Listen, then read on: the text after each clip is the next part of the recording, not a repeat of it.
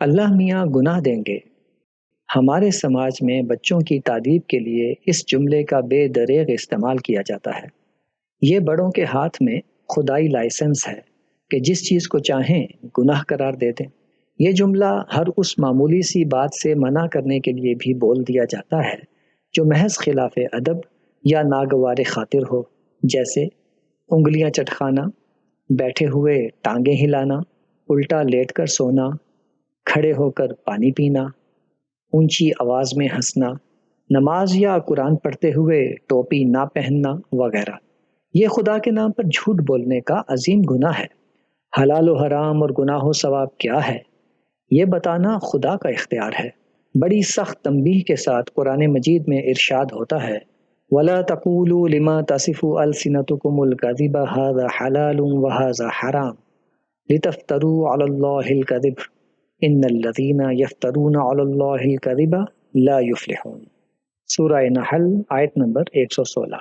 ترجمہ: تم اپنی زبانوں کے گھڑے ہوئے جھوٹ کی بنا پر یہ نہ کہو کہ یہ حلال ہے اور یہ حرام ہے، کہ اس طرح اللہ پر جھوٹ باندھنے لگو۔ یاد رکھو، جو لوگ اللہ پر جھوٹ باندھیں گے وہ ہرگز فلاح نہ پائیں گے۔ بات بات پر خدا کے ناراض ہو جانے کے اعلانات اور معمولی باتوں کو گناہ کے دائرے میں ڈالنے کا طرز بچوں کے ذہن میں خدا کا ایسا تصور پیدا کرتے ہیں جو ایک خشک مزاج مربی کی طرح خفا ہو جانے اور ایک اذیت پسند آقا کی طرح ہر وقت عذاب کا کوڑا برسانے کے لیے تیار رہتا ہے۔ یہ ایک بڑی وجہ ہے کہ ہمارے ہاں دیندار لوگ عموماً رحمت اور نرمی جیسے جذبات سے محروم اور خشک مزاجی کا نمونہ ہوتے ہیں۔ آداب کا تعلق تہذیبی روایات اور اقدار سے ہوتا ہے۔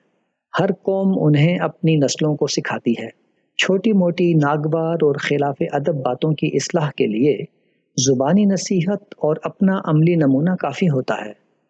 خدا کے نام پر جھوٹ باندھنے کی جسارت ہرگز نہیں کرنی چاہیے۔